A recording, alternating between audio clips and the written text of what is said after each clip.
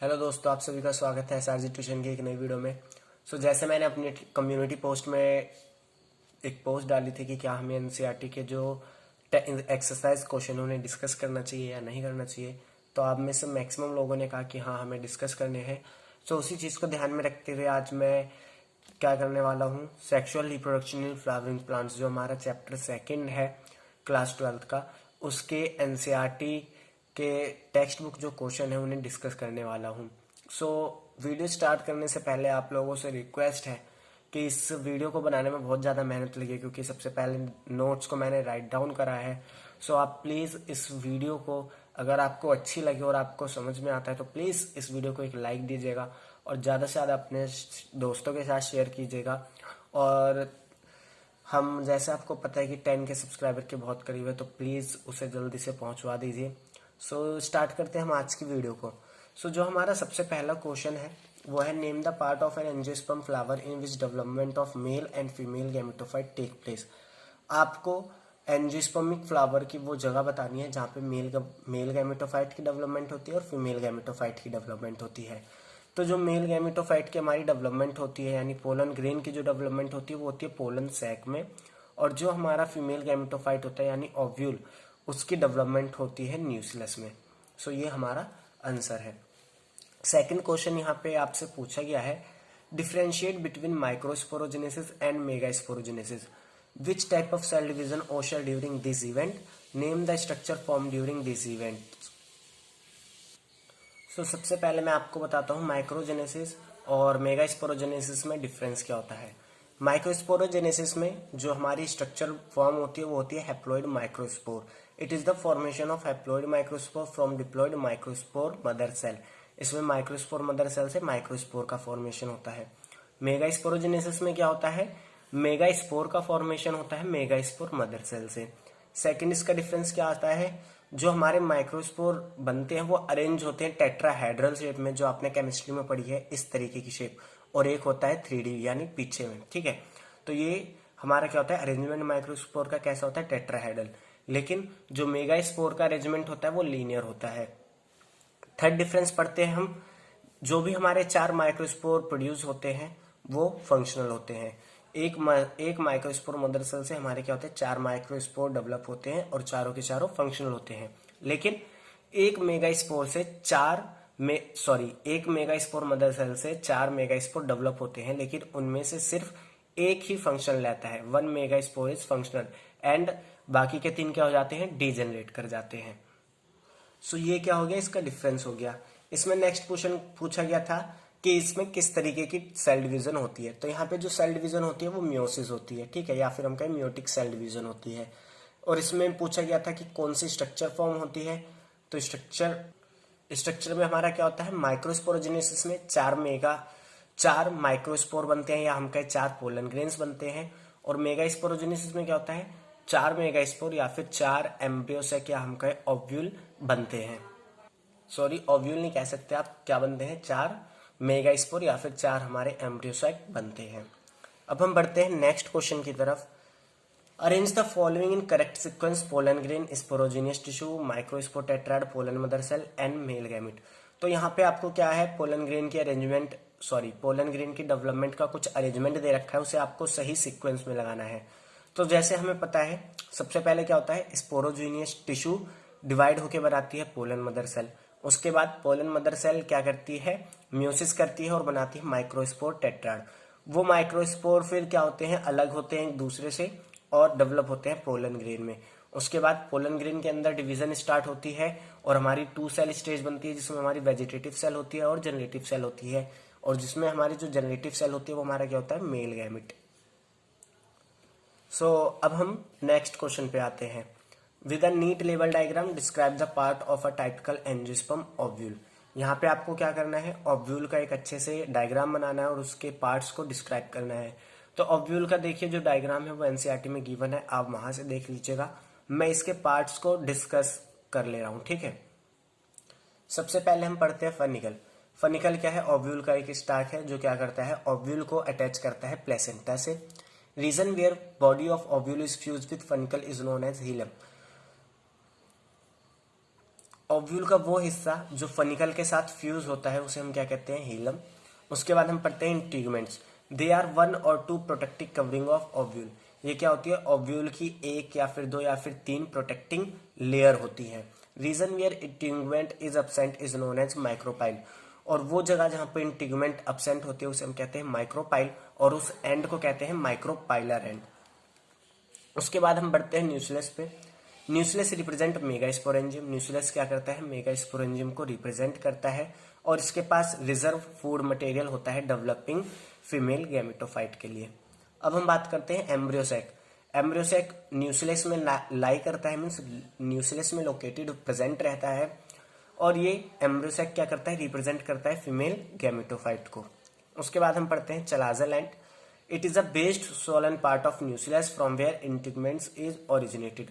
Nucleus का ये base यानी सबसे नीचे का फूला हुआ हिस्सा होता है जहां से इंटीगमेंट्स ओरिजिनेट होती है, यानी बनना स्टार्ट होती है।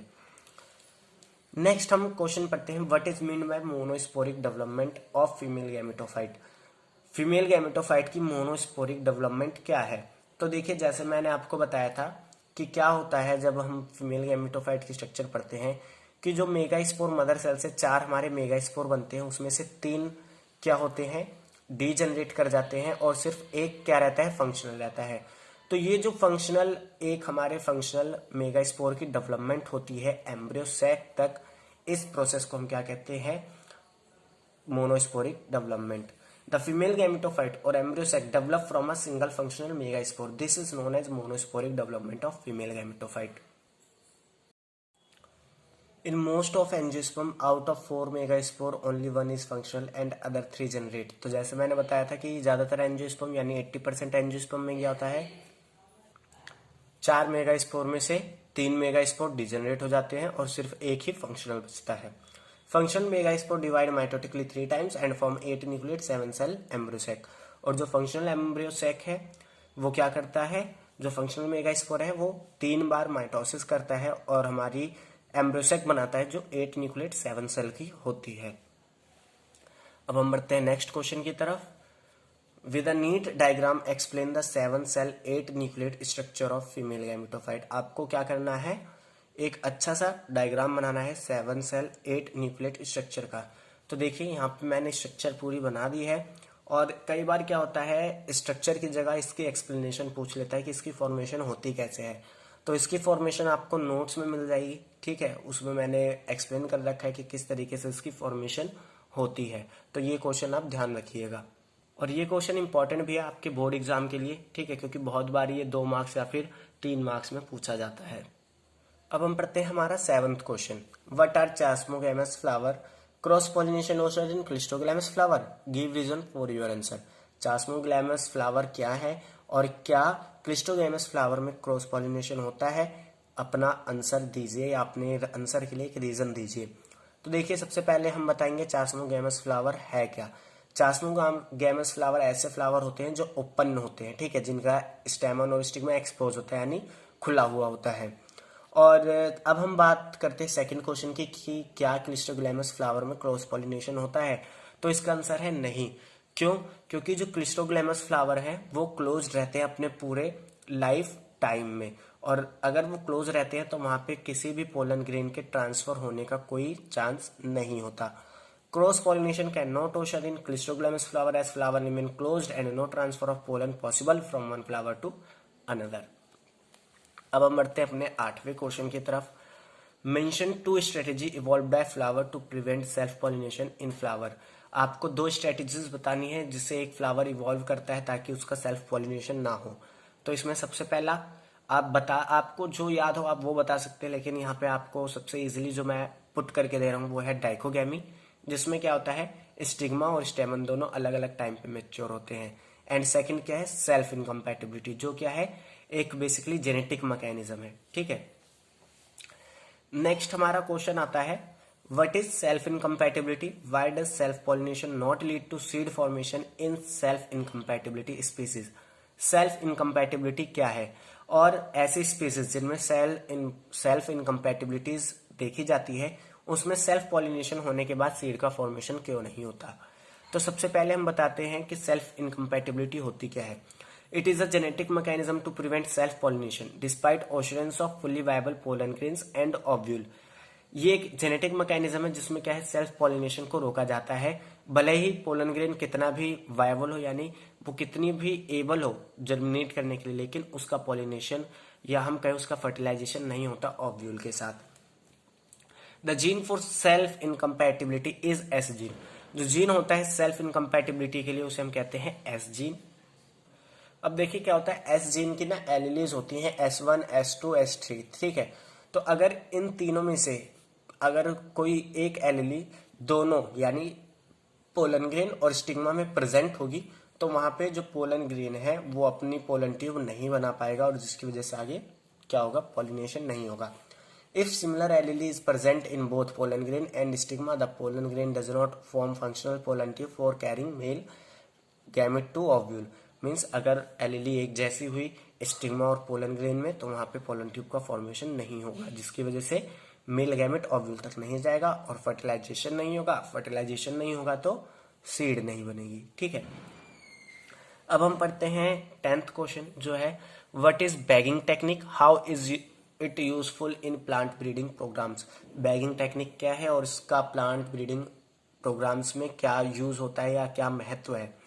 तो बैगिंग की आपने डेफिनेशन पढ़ी होगी, it is the covering of emasculated flower. Emasculated flower वो फ्लावर जिसमें से हमने क्या करा है, एंथर को निकाल दिया है यानी कट कर दिया है, उस फ्लावर को हम क्या कहते हैं, एमिस्कुलेटेड फ्लावर। और ये ज्यादातर किन फ्लावर में होता है, बाइसेक्सुअल फ्लावर में, ठीक है।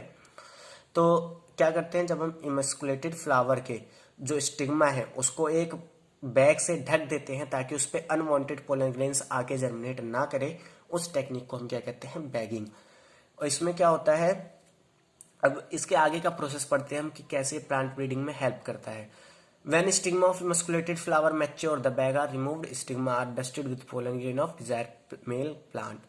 तो जब स्टिग्मा मैच्योर हो जाता है तो हम क्या करते हैं, बैग को हटाते हैं और जिस प्लांट के हमें करेक्टर चाहिए होते हैं या जो हमारा डिजायर प्लांट होता है कि इस प्लांट की हमें विशेषता चाहिए इस प्लांट में, तो हम क्या करते हैं, उनके पोलन ग्रेन को उस मैच्योर स्टिग्मा पर छोड़ देते हैं और वो वहां पे जर्मिनेट करके एक ऐसी सीड बनाते हैं जो हमारे लिए यूजफुल हो और वो सीड आगे चल के वो प्लांट बनाते हैं जो हमें चाहिए होते हैं, ठीक है।